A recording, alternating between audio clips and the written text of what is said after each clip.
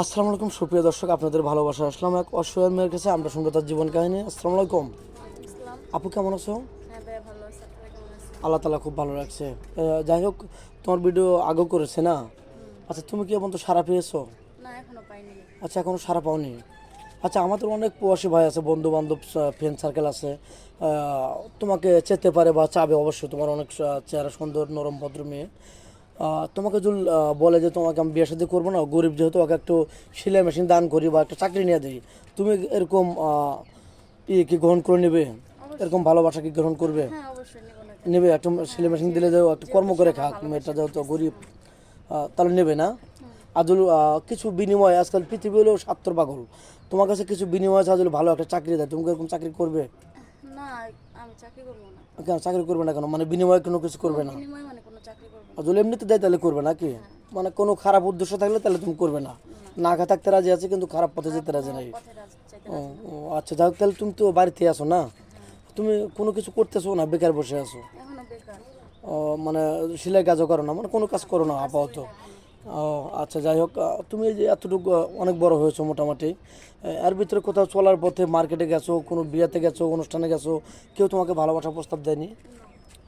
কেন এরকমটা কেন? এটা তো আমি তা জানি না। ও, জানো না? আচ্ছা, এরকম তোমার জীবনে কি ঘটনা আছে যে তোমাকে বিয়ে করতে এসে যৌতুক নিয়ে, লেনদেন নিয়ে ভাই যে বিয়েটা ভেঙে গেছে, এরকম কিছু না, হয়েছে? এখনো কেউ আসে নাই। এখনো কেউ আসে নাই, বিয়ের সম্বন্ধ এখনো আসে নাই? না, এখনো আসে নাই। ও, তাহলে কি তোমার আমাদের ইউটিউবারদের কপাল খারাপ না তোমার ভাগ্য খারাপ, কোনটা? এখন এটা আল্লাহ আল্লাহ ভালো জানে।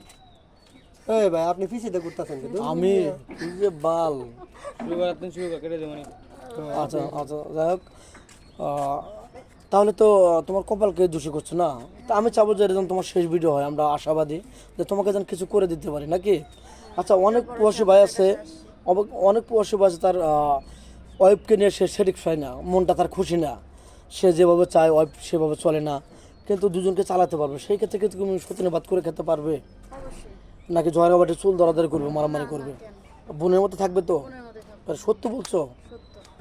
তো যাই হোক, আবার অনেক প্রবাসী আছে, তার ওয়াইফ দীর্ঘদিন অসুস্থ, বিছানায় পড়ে আছে, ওরকম মেন হলেও কি চলবে নাকি তোমার? হ্যাঁ, চলবে। আচ্ছা, তুমি কি খেতে ভালোবাসো? আমি মানে আমার সবই প্রিয়। সবই প্রিয় খাবার, গরিব মানুষ যেটা পাও যেটা সেটাই পাই খাও। ওটাই খাই। আচ্ছা, স্বামীকে নিয়ে কোথায় ঘুরতে যাওয়ার ইচ্ছা আছে? আমার কোথাও ঘোরা যাওয়ার ইচ্ছা নেই। হয়তো আমার স্বামী যদি বলে আমার কোথাও নিয়ে যাবে, ওইটা তাহলে যাবে? তাছাড়া নচেত তোমার যাওয়ার ওরকম ইচ্ছা নাই মনে থেকে? স্বামী নিয়ে গেলে যাবে নাকি? তুমি কি ফোন কিনেছো আদৌ? না। না, এখনো ফোন কিনতে পারি। মেয়েটা কোনো ফোন নেই, 2-4-5 মিনিট মধ্যে কারো জীবন গল্প শেষ করা যায় না। আমাদের নাম্বার দেওয়া থাকবে, মানে ইউটিউব চ্যানেল কর্তৃপক্ষের নাম্বার দেওয়া থাকবে, ইমো হোয়াটসঅ্যাপ থাকবে। কেউ ভিডিও কল দেবেন না, ভিডিও কল দিলে ব্লক করতে বাধ্য হবো। ভালো থাকবেন, সুস্থ থাকবেন, এই সবার জন্য দোয়া করি। আল্লাহ হাফেজ।